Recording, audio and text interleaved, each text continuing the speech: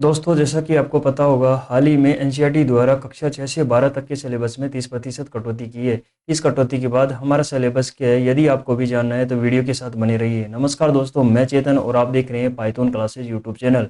आज हम जानेंगे 8th क्लास का सिलेबस। चैप्टर 1 परिमेय संख्याएं यानी कि रैशनल नंबर। इसमें हम जानेंगे परिमेय संख्याएं क्या होती है। उसके बाद हम जानेंगे परिमेय संख्याओं के गुणधर्म। उसके बाद हम जानेंगे शून्य की भूमिका। उसके बाद में हम वन की भूमिका। और उसके बाद में हम पढ़ेंगे परिमेय संख्याओं के लिए गुणन की योग पर वितरिता।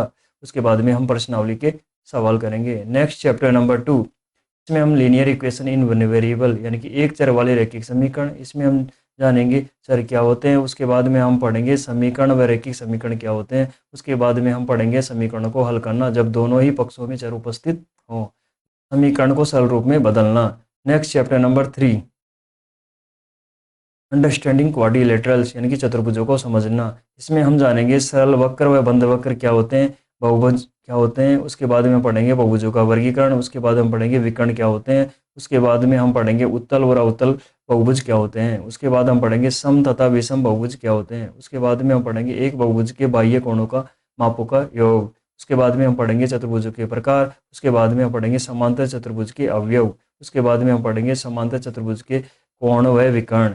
नेक्स्ट चैप्टर नंबर 4, इसमें हम पढ़ेंगे डाटा हैंडलिंग यानी आंकड़ों का प्रबंधन।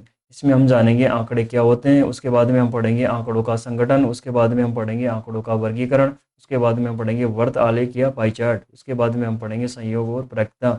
नेक्स्ट चैप्टर नंबर 5, इसमें हम जानेंगे स्क्वायर्स एंड स्क्वायर रूट्स यानी कि वर्ग और वर्गमूल। इसमें हम जानेंगे वर्ग और वर्गमूल क्या होते हैं, उनके गुणधर्म। फिर हम जानेंगे संख्याओं का वर्ग ज्ञात करना व कुछ रोचक प्रतिरूप। इसके बाद में हम पढ़ेंगे पाइथागोरस त्रिक। उसके बाद में हम पढ़ेंगे वर्गमूल ज्ञात करना।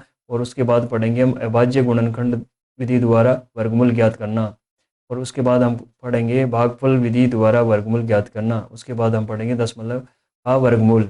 नेक्स्ट चैप्टर नंबर 6, इसमें हम जानेंगे क्यूब्स एंड क्यूब्स रूट्स यानी कि घन और घनमूल। इसमें हम पढ़ेंगे घन और घनमूल क्या होते हैं, कुछ रोचक प्रतिरूप। इसके बाद में हम जानेंगे सबसे छोटा गुणज जो पूर्ण घन है। उसके बाद में हम घन और उसके अभाज्य गुणनखंड। और उसके बाद में घनमूल और उसके अभाज्य गुणनखंड विधि द्वारा घनमूल ज्ञात करना।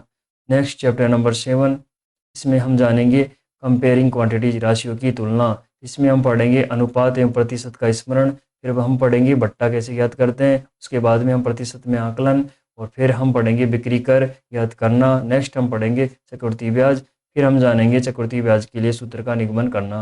नेक्स्ट हम इसमें जानेंगे चक्रवृद्धि ब्याज के सूत्र के अनुप्रयोग। नेक्स्ट चैप्टर नंबर 8, इसमें हम जानेंगे एल्जेब्रिक एक्सप्रेशन एंड आइडेंटिटीज यानी कि बीजीय व्यंजक एवं सर्वसमीका। इसमें हम जानेंगे बीजीय व्यंजकों का योग एवं व्यवकलन व गुणा। उसके बाद हम जानेंगे एक पदी द्विपद व बहुपद क्या होते हैं। उसके बाद हम पढ़ेंगे एक पदियों को आपस में गुणा करना। उसके बाद हम पढ़ेंगे एक पदियों को बहुपद से गुणा करना। उसके बाद में हम जानेंगे बहुपद को बहुपद से गुणा करना। नेक्स्ट चैप्टर नंबर 9, इसमें हम जानेंगे मेंसुरेशन यानी कि क्षेत्रमिति। क्षेत्रमिति की आवश्यकता क्यों पड़ी। उसके बाद में हम जानेंगे बहुभुज का क्षेत्रफल। फिर हम जानेंगे ठोस का प्रकार आकार, ठोस का आकार। उसके बाद में हम जानेंगे घन घनाभ और बेलन का पृष्ठीय क्षेत्रफल। उसके बाद में हम घन घनाभ और बेलन का आयतन। नेक्स्ट उसके बाद में हम जानेंगे आयतन और धारिता में अंतर। नेक्स्ट चैप्टर नंबर 10, में हम जानेंगे यानी कि घातांक और घात। इसमें हम जानेंगे घातांक और घात किसे कहते हैं। उसके बाद हम ऋणात्मक घातों की घात। उसके बाद घातांक के नियम। उसके बाद में हम घातांकों को अनक रूप में व्यक्त करना। उसके बाद में हम बहुत बड़ी व बहुत छोटी संख्याओं की तुलना करना।